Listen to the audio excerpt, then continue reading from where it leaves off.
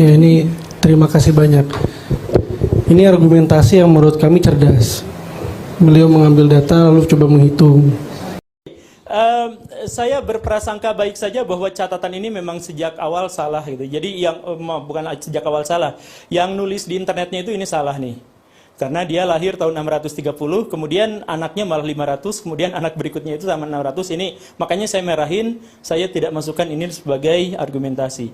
Tapi coba misalkan ini adalah salah satu dari nasab yang bisa saya akses di internet ya. Di sini ada angka tahun 200, tahun 240, tahun 260, tahun 320 dan seterusnya sampai yang merah ini. Tapi yang merah tidak saya ikutin, tapi yang di sini aja. Di sini, secara statistik ini sangat-sangat tidak mungkin. Ini statistiknya ya. Jadi kalau misalkan, saya jelasin gini. Kalau saya tunjuk random orang yang ada di sini, siapa yang lahirnya, atau misalkan kita tunjuk random aja orang banyak gitu ya. Kita tunjuk siapa, saya akan tunjuk satu orang gitu.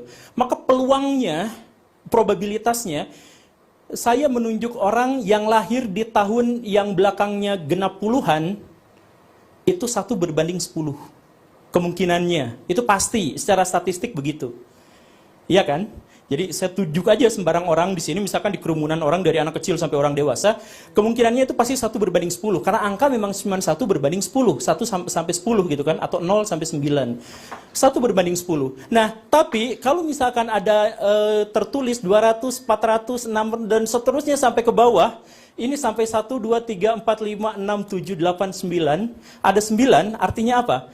Probabilitasnya, kemungkinan untuk bisa lahir keluarga dengan nasab, runtutan nasab seperti ini adalah 1/1 miliar. Itu kemungkinannya. Jadi, kemungkinan untuk ini benar seperti ini 1/1 miliar. Dan secara ilmiah, ini sudah bisa disebut sebagai mustahil. Tidak mungkin. Dan yang luar biasanya adalah setelah ini saya coret, padahal ini juga sebenarnya masuk kategori. Nah, di sini ada faqih muqaddam, itu beda sendiri. Angkanya tidak sama seperti yang lain, tapi ini 574. Benar-benar akurat sampai ke 4-4-nya. Kenapa? Karena beliau tercatat. Sungguhan. Yang lain mungkin an. Oke, kita lanjut lagi. Di sini, balik lagi setelah ini, kan Pak Abu Bakar Asyakran ini, coba slide berikut saya mohon maaf. Yang megang ini di slide berikutnya.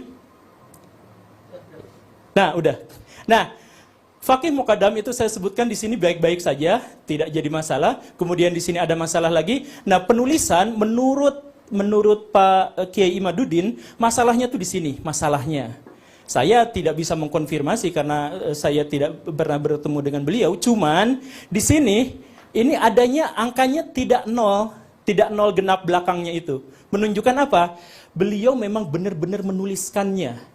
Tapi menuliskannya pas zaman beliau dan ayah beliau dan kakek beliau. Makanya namanya pas. Sisanya cuman ini saja yang tidak, karena itu adalah tokoh terkemuka dari Ba'alawi. Nah, sisanya ini 0,00000, ini adalah kemungkinannya, probabilitasnya, peluangnya 1/1 miliar kemungkinannya.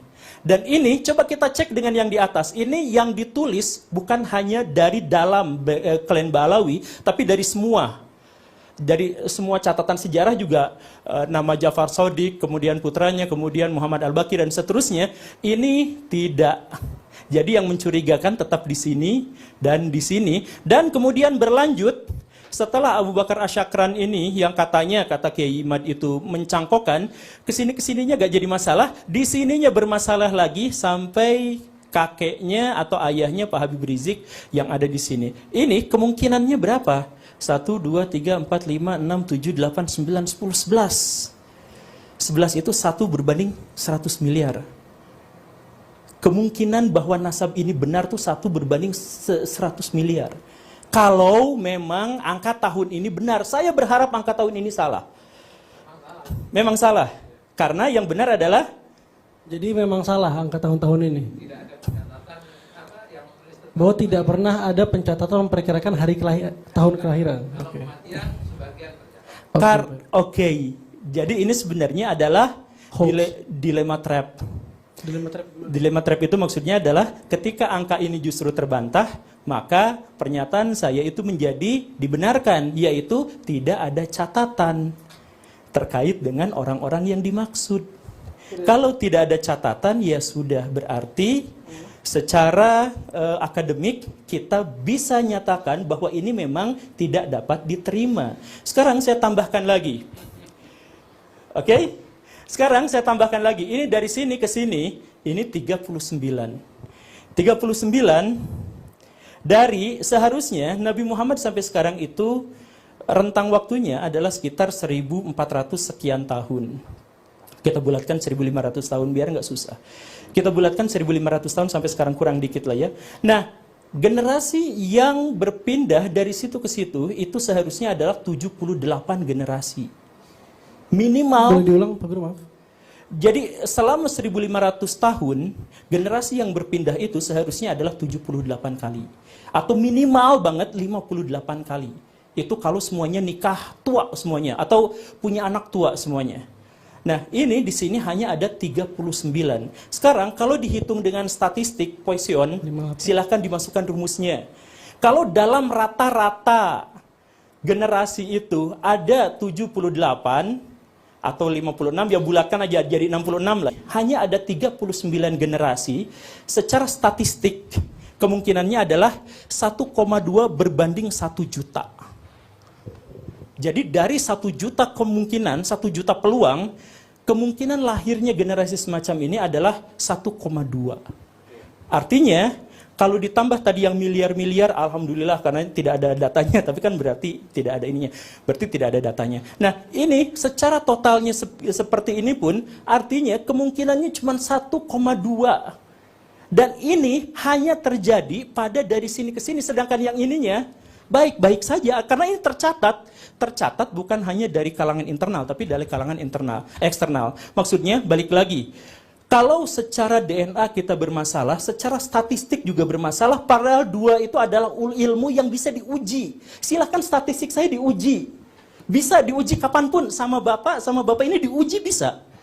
Jadi kalau misalkan ya, DNA kita butuh perdebatan, silahkan. Kalau misalkan NASA butuh perdebatan, statistik bisa diuji sekarang juga. Ini probabilitasnya terlalu kecil. Dan terlalu kecil itu secara kebetulan justru hanya terjadi setelah Ali, setelah Ja'far Shadiq, putranya kemudian Ali. Nah, dari sini ke sini, ini secara statistik agak susah untuk bisa diterima, karena kemungkinannya satu berbanding 100 miliar, satu berbanding sekian miliar, dan yang terakhir, yang untuk jumlah generasi, 1,2 berbanding 1 juta. Jadi silahkan langsung diuji secara statistik, saya pakai Poisson, silahkan ya. Tapi yang mau uji statistik yang lain juga dipersilahkan. Ya, ini terima kasih banyak. Ini argumentasi yang menurut kami cerdas. Beliau mengambil data lalu coba menghitung.